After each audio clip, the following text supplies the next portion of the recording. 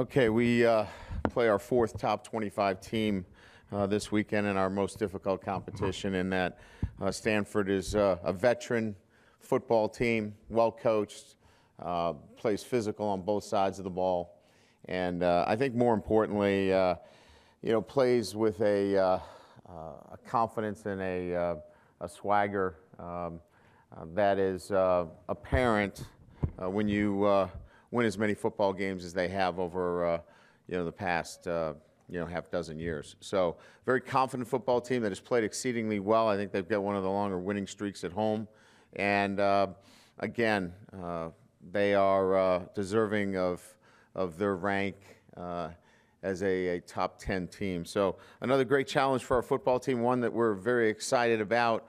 We know how we're going to have to play this game, and coming off the BYU game, I think it's a great challenge for our football team to continue to play a physical brand of football, and we'll need to do that against Stanford. Both sides of the football, I mean, you could pick out a number of guys that certainly represent that kind of play. From an offensive standpoint, Tyler Gaffney, just look at what he did against Oregon and the number of carries he got. He's just a guy that physically can pound the football. A great offensive line, and I think a lot of people talk about Yankee, and he's an outstanding offensive lineman, but they've got great balance, a great size up front. Hogan is a quarterback that can make things happen. He threw the ball very well last week against Cal, manages the game very well, and can get out of trouble and keep the chains moving. Montgomery has been an outstanding playmaker for him this weekend. Number of touchdown catches, very dangerous, and a guy that we have to count on. They're a little bit different offensively in that, we've always defended a number of tight ends. They still have the tight end game, but certainly not to the level that they had over the past couple of years, but certainly an important part of their offense as well. Defensively, pick whoever you want there. With Gardner out, who was an outstanding player, Trent Murphy is, leads a very aggressive front. I don't know where he is in the country, but his career, he's sacking the quarterback. They put a lot of pressure on the quarterback. They get the quarterback down on the ground. Shane Scove is a leader on defense, and plays with a passion and a demeanor that you want your inside backers to play with. Jordan Richards is one of my favorite players in college football. I think he's probably one of the most underrated players in the country at his position, at the safety position. He does so many things well. It's just a really good football team. And I think the last thing that shouldn't be overlooked, their special teams has contributed greatly to their success this year in terms of their kickoff return team, their punt return team. They have done an incredible job of helping them win football games. I think the Washington game in particular, you could look to that in terms of, actually winning that football game for them. So well coached, well balanced, physically, exert their will on you, play extremely well at home. We're really excited about the challenge of playing the Stanford Cardinal. So with that, I'll open it up to questions.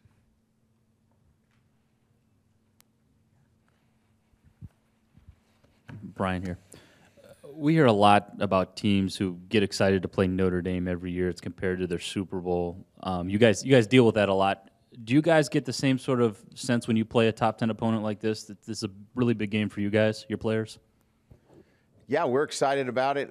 Obviously, for us, we want to continue to build on our play and the way we play the game. And when I say the way we play the game, with that focus and that attention to detail and that physical and mental toughness that is so necessary week in and week out. So I know that the players want to build on that. And so Stanford forces that out of you because it gets your attention. Their consistency nationally has been, as good as anybody in the country. So that certainly gets their attention. Could you go over the Thanksgiving plans for the team this week, if any? Yeah. Today, all the players that will not be traveling relative to injuries, we will release them after practice today. classes end today, so we'll release them to be home with their families for the holiday. We will practice at our normal time on Wednesday.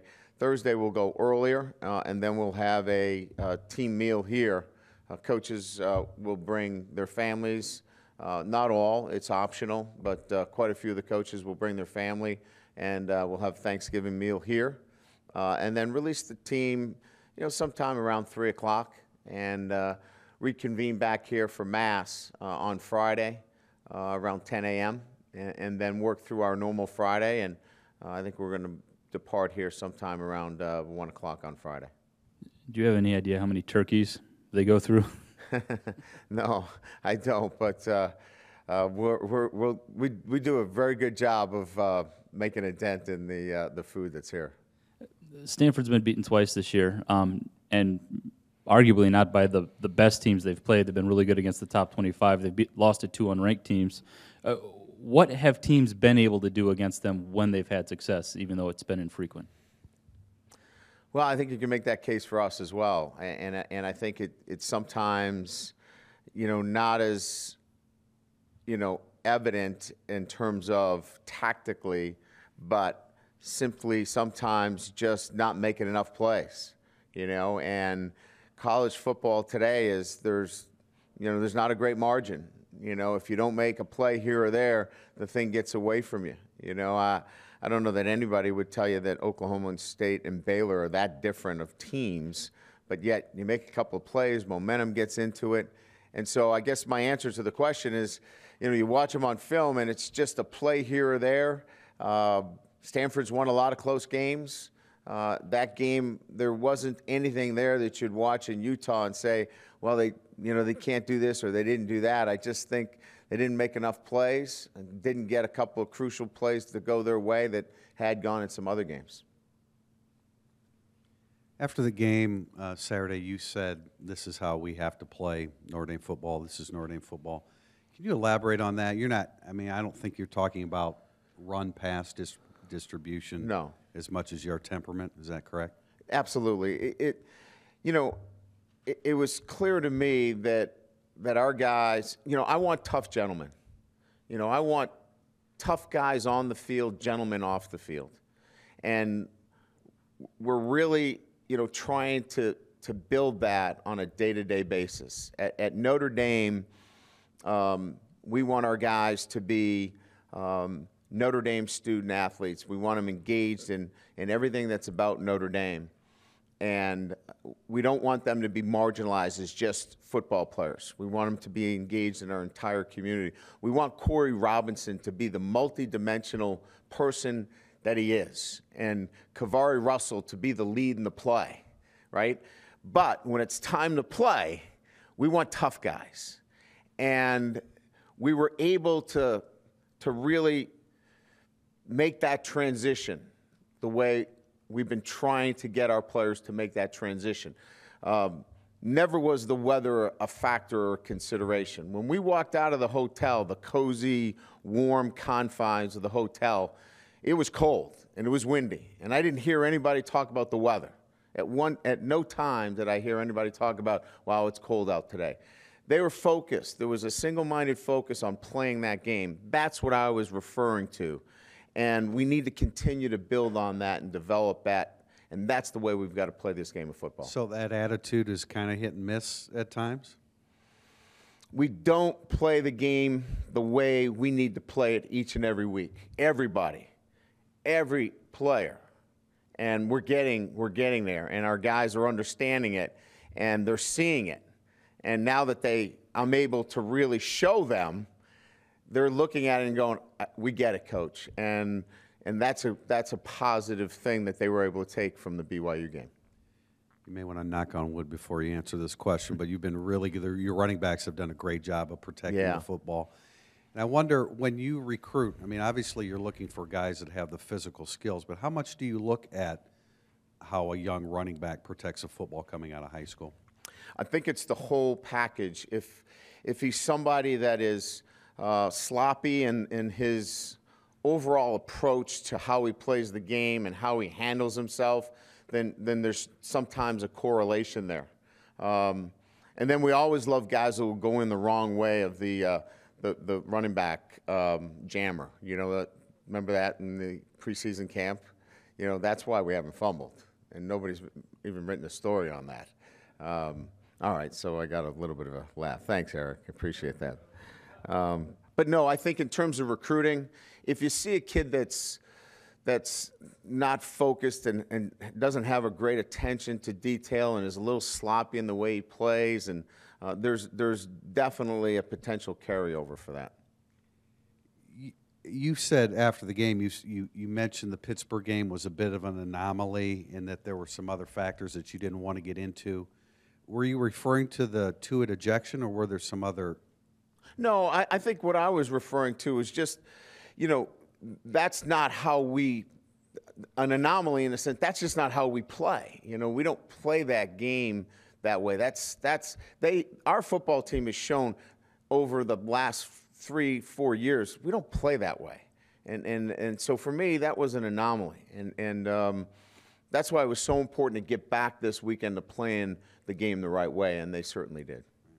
Without giving away your scouting report, if you come away with a win Saturday night, how does that unfold? What does Notre Dame do in order to come out of there with a victory? Well, there are really clear benchmarks for us that you can all see and that have really unfolded this year, that if Notre Dame does this, they're going to win the football game, or they've got a great chance to win the football game. One or less in terms of turnovers. That's been a win. So one turnover or less, that's got to happen. Number two, there's got to be a running game, an effective running game as part of it. From a defensive standpoint, eliminate big plays.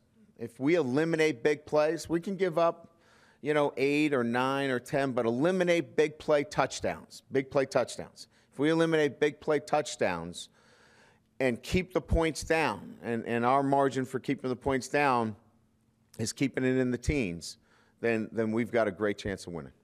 Thank you. Coach, from where he was at this time last year, how has Matt Hegarty been able to get where he is right now and to actually be a starter for you?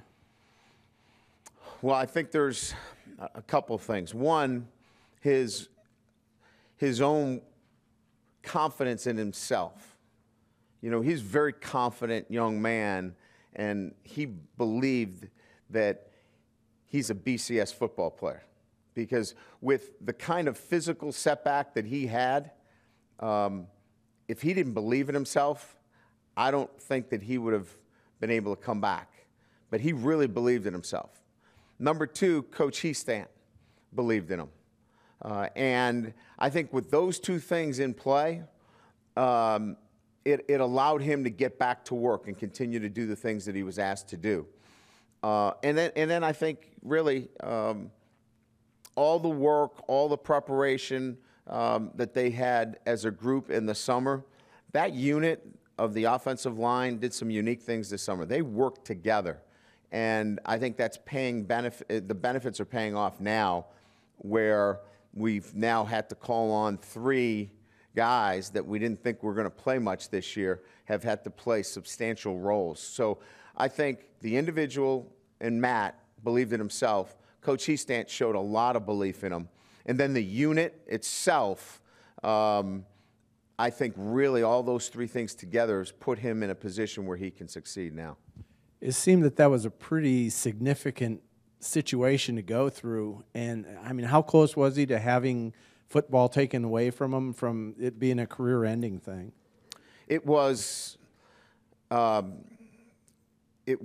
clearly one of those operations that we were not certain. It was a matter of we had to see, there was a period of time, there was a window there to see how he was going to respond.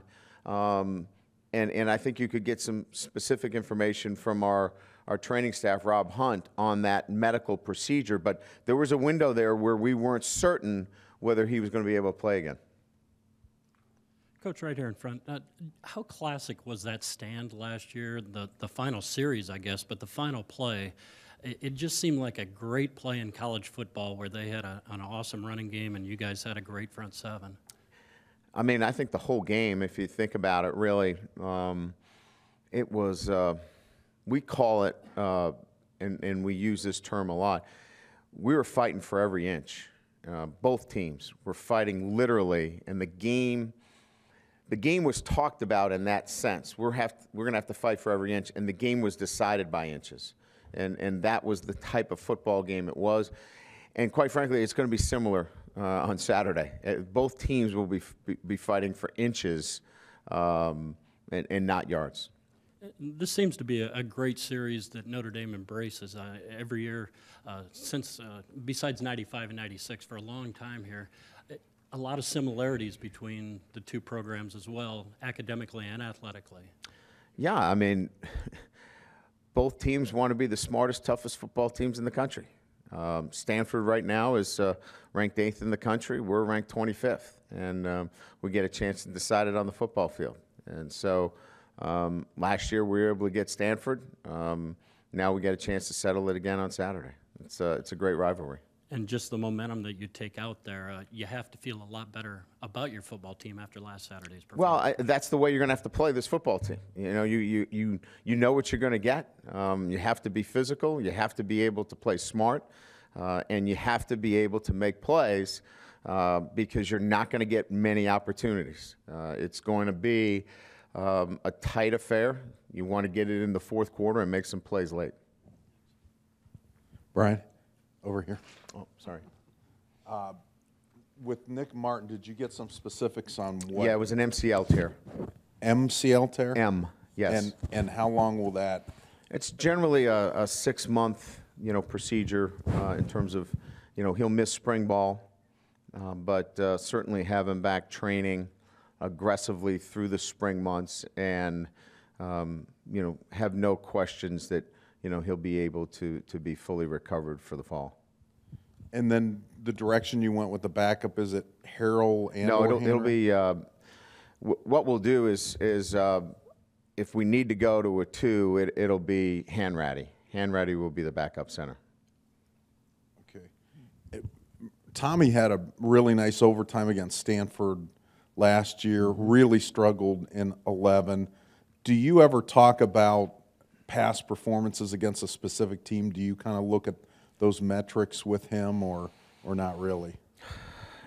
Well, not really in terms of the kind of defense that they've run the past couple of years versus when Tommy was a sophomore has changed, fairly dramatically. So I wouldn't go back 2 years. Last year, there's some similarities, but I think we really try to stay focused on this year. Our game plan is focused on the last 9 games that they've played and what Tommy's doing this year. So to answer your question, I would say we're more focused this year on what Stanford's doing and what Tommy's doing this year than maybe what happened last year or the year before. We're going to have a chance to talk to Tarian tomorrow, but earlier in the year, it sounded like he got some pretty good advice from his dad about being patient and so forth. I mean, did you see that throughout the year with him as things were kind of sorting out in the backfield? I did. And you'll find this when you talk to him. He's very easy to talk to. I think I would consider him a fairly mature kid for his age. He has not become frustrated. He understands the process of, learning and waiting for his chance and his opportunity. And he's been very enjoyable to coach. He's very, very coachable and very knowledgeable. And I think a lot of that has to do with having a parent who's been in it, has seen it, and I think has given him very, very good guidance. Last one from me. Hogan committed fairly early to Stanford. Did you two ever get involved? Did you ever look at him? We were late in the process. We had come into looking at him and considering him as a candidate, but it was fairly late in the process. So, Brian, you mentioned the tough gentleman things a couple of times this week. Is it harder to create that toughness at Notre Dame than in other places you've been in the past?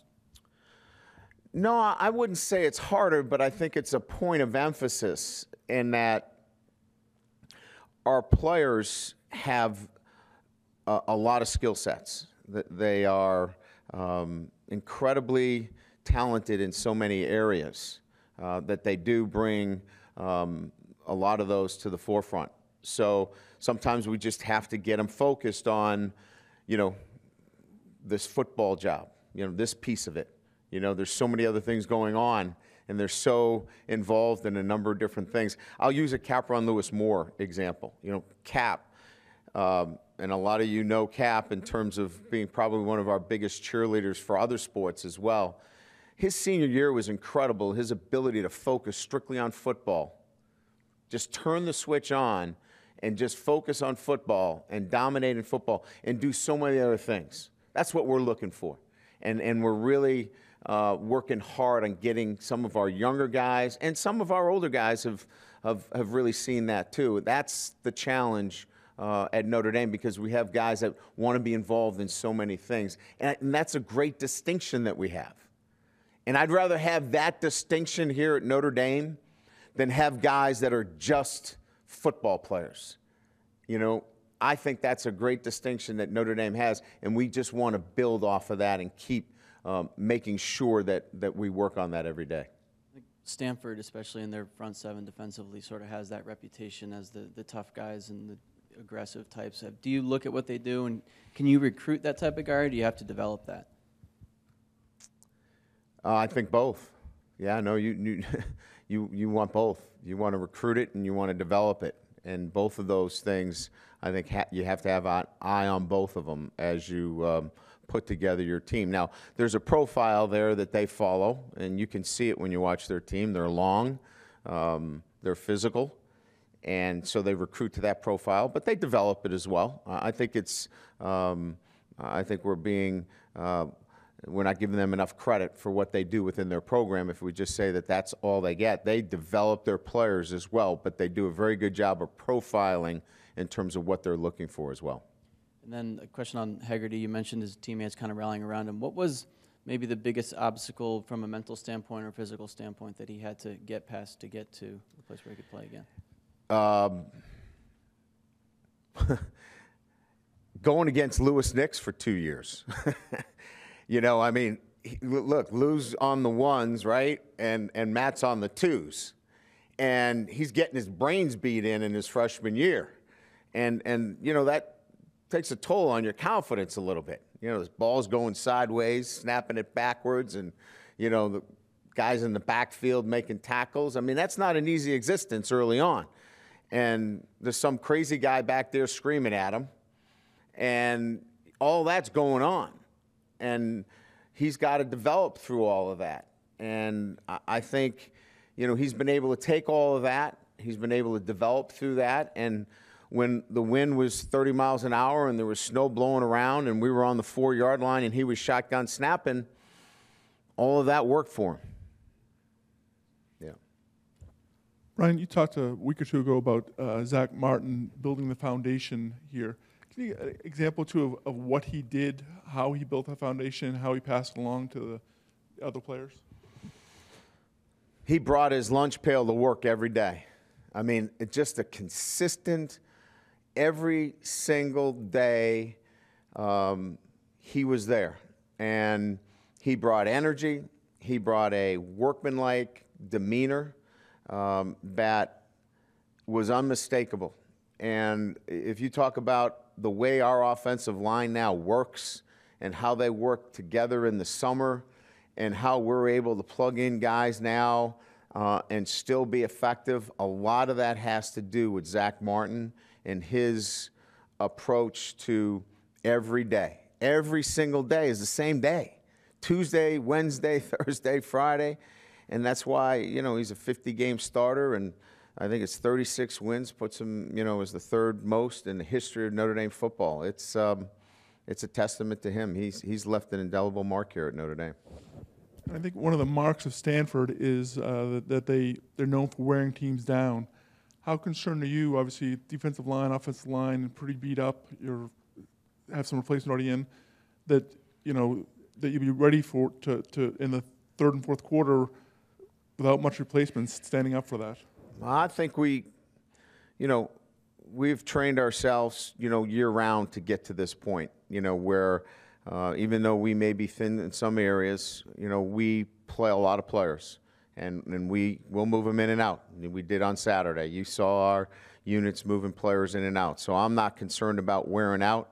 I'm more concerned about us taking care of the football and doing the things that I talked about before. Brian, I was wondering what you think it is about David Shaw's approach or style that has allowed him to sustain the success Jim Harbaugh had, a coach who has a much different personality. Well, first of all, he's very smart. He's a smart football coach. He knows what he wants, and he knows Stanford, right? He's a graduate. He knows Stanford. He knows what he's looking for. He sticks with the plan. And I think any coach that has a plan and sticks with it and knows what he's looking for, especially at a university like Stanford, has a great chance for success. And you can see that in the way they play. They have a plan, they stick with it, and they recruit to that plan. And I think he's put together a very good staff around him. So all of those things together, very smart football coach, very good leader, and I think he knows Stanford and has set that plan in place, and they have stuck with that plan. And Kevin Hogan's a quarterback that, with the exception of a couple games, hasn't turned the ball over a lot. And the defense, your defense has had some struggles forcing turnovers at times. Are you concerned at all about being able to force a turnover or two Saturday? No, I mean, I'd love to get some turnovers, but I don't look at that as we can't win if we don't get a turnover. It's not a marker for us. It doesn't mean we're not going to win if we don't get a turnover. What's more concerning is if we give up big play touchdowns defensively, we need to keep the points down. I'd love to get a couple of turnovers along the way because that just accentuates the opportunity for winning for us. So we focus more on those markers that equal winning with this 2013 team. Ryan, to your right, your current centers in Martin and Hegarty and Harrell, and I don't believe any you recruited were centers in high school. How difficult is that process to find a talented offensive lineman, bring him here? And I think you noted going against Lewis Nix didn't help out at a young age, but how hard is it? I'm saying it helped now. Yeah, well, it took a while for him. How hard is it to move guys to be able to play college center? Well, we think we have somebody that we're going to move there that can play the position. We think it requires intellect and demeanor. Both of those have to be in play on the offensive line. Intellect because there's a lot going on. There's communication that has to occur there. There's recognition that has to occur relative to fronts. And then demeanor. Look, you got somebody on you, and you've got to snap the ball. You've got to be able to listen to cadence and count. There's a lot going on. You have to have the right – you can't be a high-strung guy in there. If you're jittery and high-strung and – you can't be flinching, all those things. You've got to have the right demeanor. So just picking an old lineman that's a road grader and physical, that's not enough at center. You got to really drill down deeper when you're looking for a center, when you're in the recruiting process. And that requires a lot more work.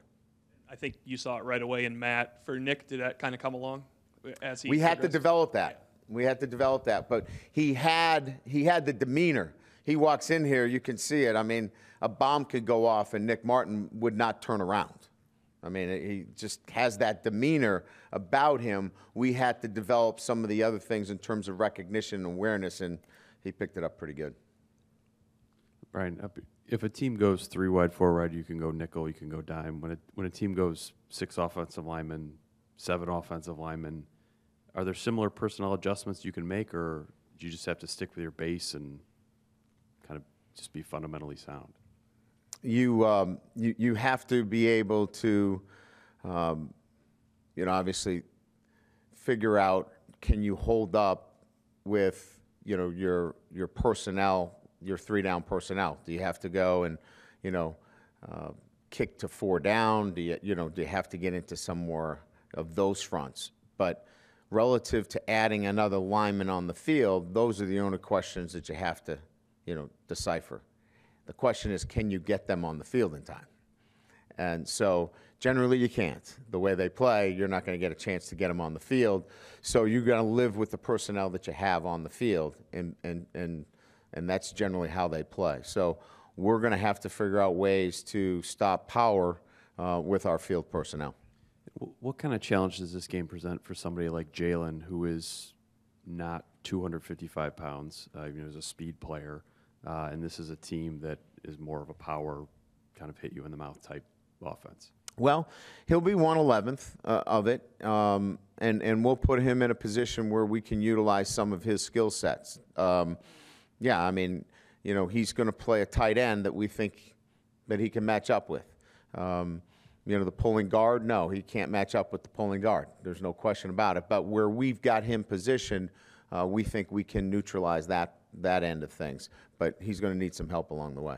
And could you speak a little bit to Trent Murphy, what, I guess, edge that he gives that defense, and how they use him to try to move him around? Well, picture Troy Nicholas, that size, that length, that's Murphy, and just arriving with a really, really, really bad attitude, that's Murphy. So he sets the tone of their defense because he plays so physical, and he's long, he's athletic, and he just creates, look, he can do so many things because he can stand up. He can play as a drop player, so he allows the defense to give you a lot of different looks. That's what he gives this defense. The multiple looks that they have start with Trent Murphy's ability to set the edge with his size, but also drop. That's pretty good stuff. Brian, back to your right. Guy we hear, I get a lot of questions about anyways, Max Redfield. Came in, obviously, with a lot of recruiting hype and all that kind of stuff. How do you think he's progressed since he's come in? I think he's done very well. I mean, let's just take Torian Folston, and Max Redfield, two very gifted young men. Torian has had to wait for his chance, and he's getting more of it as the season progresses. Max has 10 times as much on his plate at that position than Torian Folston. 10 times. In terms of coverage checks and formation adjustments and communication, all of those things which are all going into the knowledge base for him. He's going to be a dynamite player for us, but there's so much knowledge in our system and the way we play because we're a two-deep team. If we were close the middle of the field, cover one team, he'd probably have been standing back there in week one. If that's what we did. That's not our system. We're a two-deep team, and there's a lot going on. And he's learned a lot, he's grown a lot, and he's at a position now where he's starting to feel pretty comfortable. And that's kind of, I think, the one time we got a chance to talk to him, he mentioned just how much more complex things are as opposed to when he was in high schools. So is that still kind of the biggest thing for him then going forward? No question, yeah. And then, certainly when you think, you stink, right? I mean, he has to think too much right now, and that's starting to chip away, where he's not thinking as much, and we're seeing him kind of fire his guns like we know he can, and that's only going to get better for him. He's got a bright future. Yeah. Check real quick if we have any questions from the callers. Again, if you would like to ask a question today, please signal by pressing *1 on your telephone keypad.